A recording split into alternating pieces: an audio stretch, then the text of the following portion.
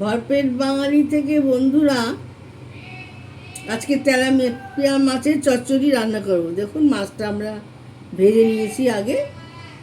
আর লাগবেই পেঁয়াজ কুচি, টমেটো, ধনেপাতা, কাঁচা লঙ্কা, জিরা ফোড়ন আর তেল।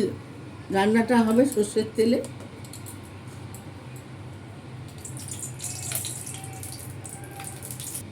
রান্নাটা সর্ষের তেলে হবে। জিরা ফোড়ন দিয়ে দিলাম,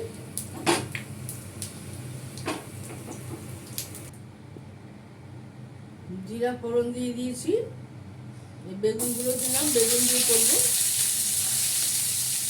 আমার শাশুড়ি বলছেন চচ্চড়ি বেগুন দিয়ে করতে হবে।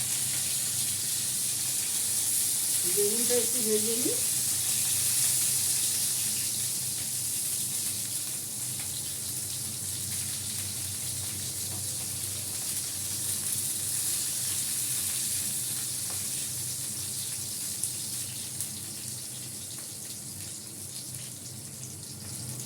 আর রান্না করবো পেঁয়াজ কুচি দিয়ে রান্না করব।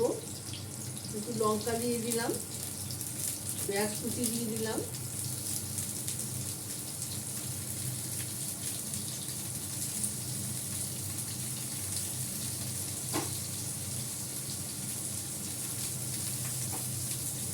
একটু নুন দিয়ে দিচ্ছি।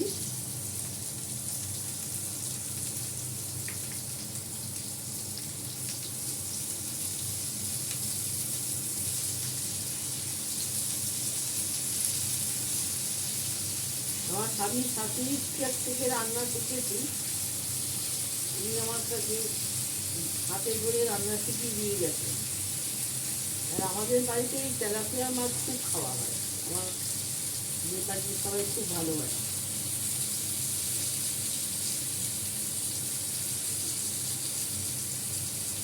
একটু টমেটো কুচি দিয়ে দিলাম।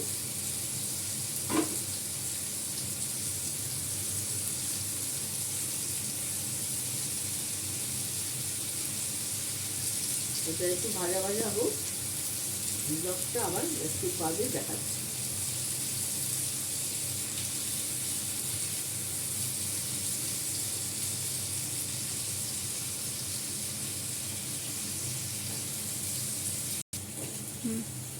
আমার পেঁয়াজ কুচি ভাজা আর বেগুন ভাজা হয়ে গেছে। একটু হলুদ গুঁড়ো, লঙ্কা গুঁড়ো দিয়ে দিলাম।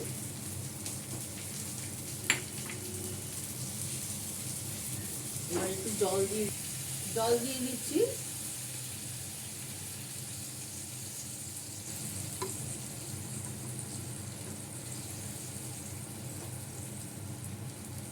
একটুখানি আটা গোলা জল দিয়ে দিলাম।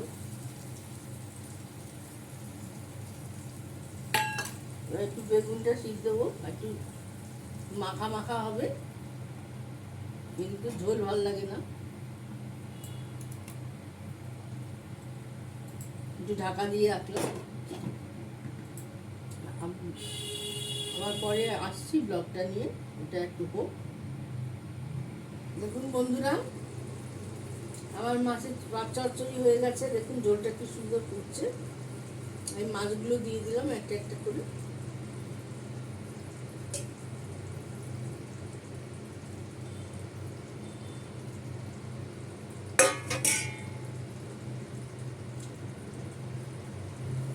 একটু উল্টে পাল্টে দিই, তাহলে ঝোলটা সব দিকে লাগবে।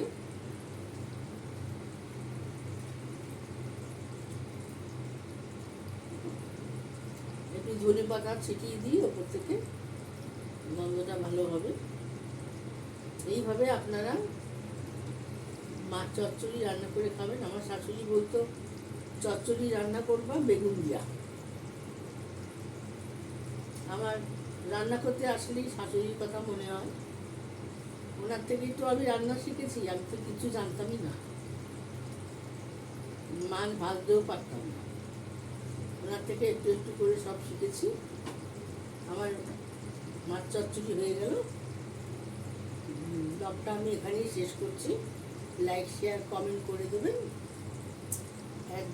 @, ভরপেট বাঙালিতে একটু সাবস্ক্রাইব করে দেবেন। আর কমেন্টসে লিখবেন কেমন হলো। তারপরে এইভাবে করে খাবেন। নমস্কার।